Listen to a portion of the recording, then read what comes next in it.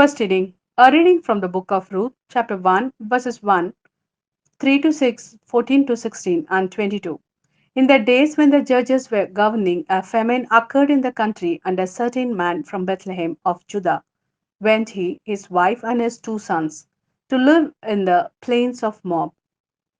Elimelech, Naomi's husband, died, and she and her two sons were left. These married Moabite women. One was called Orpah and the other Ruth. They lived there for about 10 years.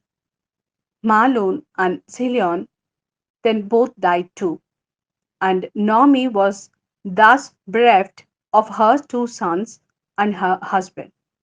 She then decided to come back from the plains of Moab with her daughters in law, having heard in the plains of Moab that God had visited his people and give them food. They started weeping loudly all over again. Orpah then kissed her mother in law and went back to her people, but Ruth stayed with her. Naomi then said, Look, your sister in law has gone back to her people and to her God. Go home too, follow your sister in law. But Ruth said, Do not press me to leave you and to stop going with you, for wherever you go, I shall go. Wherever you live, I shall live. Your people will be my people, and your God will be my God.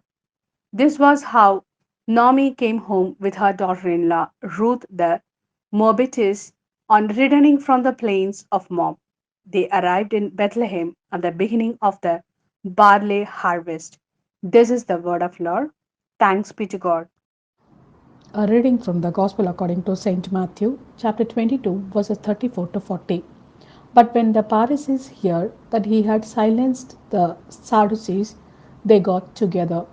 And to put him to the test, one of them put a further question: Master, which is the greatest commandment of the law?